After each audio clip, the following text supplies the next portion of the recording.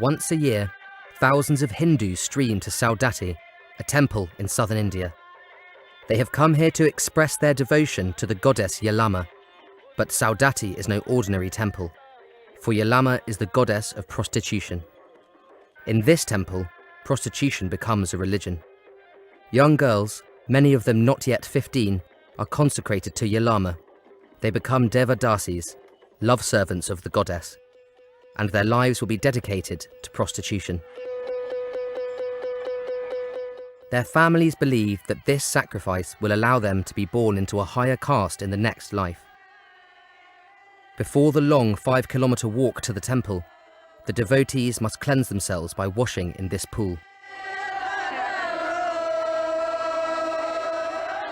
और इस जत्रे का महत्व ऐसा है कि जो लोग धार्मिकता के बारे में ज़्यादा बात करते हैं, उनको ये अच्छा लगता है। वो बोलते हैं ये हमारी देवी है, इससे हमको सुकून मिलता है। जब हमको कुछ नहीं, हमारे घर में भी कुछ प्रॉब्लम हो, समझो बच्चा नहीं होता और कुछ वगैरह वगैरह जो है, वो बातें इस देवी को हम नवस करके, उस नवस के बाद हमारी इच्छा प्राप्त हो जाती है, पूरी हो जाती है। ऐसा हमारे लोगों का कहना है। Devotees of the Yellamma goddess come from the lower castes of the Hindus. Some are gripped by religious fever. They dance until they drop. Men are also followers of the temple. Many put themselves into service as transvestites. It's illegal to dedicate children to the goddess, but that's irrelevant because the government does nothing to prevent it. To become baptized as a Devadasi love servant costs $52, money which, according to one human rights organization, flows straight into the pockets of the politicians, so the government turns a blind eye. The girls are obliged to serve the priests in the temple, and that includes sexual services. According to one report, some priests have up to 40 girls at their service. It's a price the poorer families are prepared to pay for a better life in their next reincarnation. Swapan Mukherjee is the leader of Free the Children of India. He fights for the rights of all children, and particularly for the girls that become prostitutes. He estimates that 6,000 new girls are dedicated to the temple every year. Most of these girls are from poor families, mostly. And this is a burden to them. It is a burden to the poor family, first thing. Second thing, if another belief they do have, that if they give their girl to that temple, then they will also get blessed from the God. The Yellamma cult is hundreds of years old, and the belief has become deeply entrenched in the people.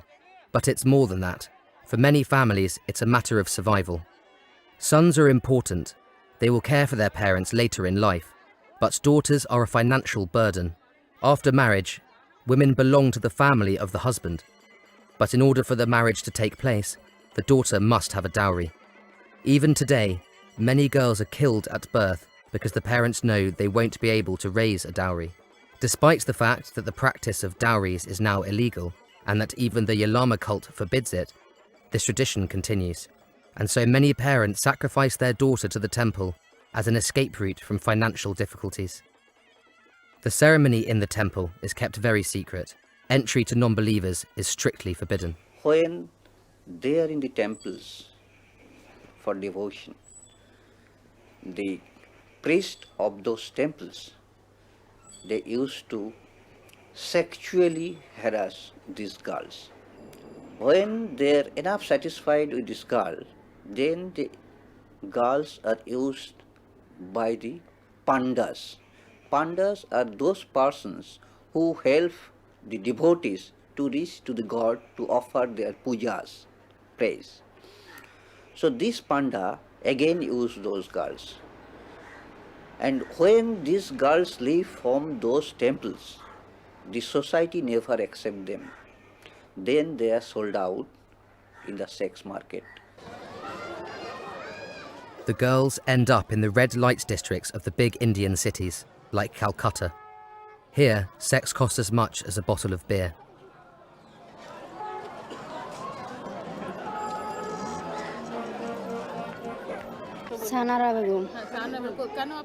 She says her family can't feed her.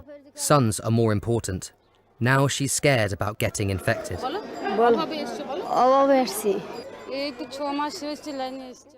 Her family threw her out, says this young girl. She also came from a poor family. Her family couldn't afford a dowry, so she's here.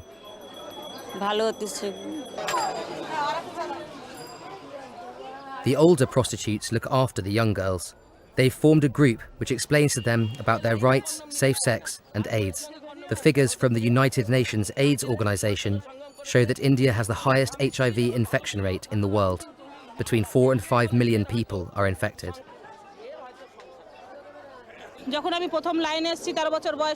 She was 13 years old when she was forced to have sex. Then she became pregnant. Since then, she's been in the sex industry. She wants to help other women to escape their fate. With 48% of all Indians unable to read or write, explanations are difficult. Amongst women, the illiteracy rate is even higher. Because of this, older prostitutes take to the streets to distribute condoms. These are quickly hidden. Dr. Smarajit Jana is well aware of the problems the Devadasis encounter when they leave the temples. So a majority of them will not be recognized by even their close relatives, and they will die silently. No one will actually bother for that. No one will actually inquire what has happened for those old sex workers. That's the reality. In these 3 streets alone, 2,500 prostitutes offer their services. Around 20,000 men come here every day. The women earn somewhere between 75 cents and $4 a time, and this soon disappears to pimps, madams, or landlords.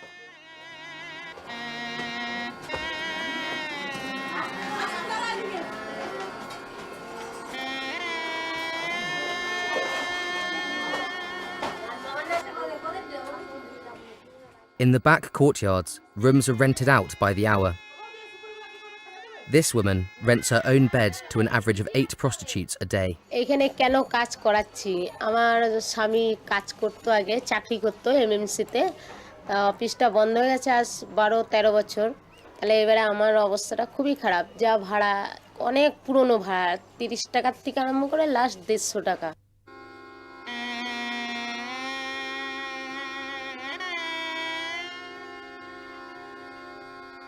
The young girls are in high demand, and as long as the Devadasi system remains in place, there will always be plenty of them on the streets. Girls who never had any choice in their lives but to follow a path of religion, devotion, and prostitution.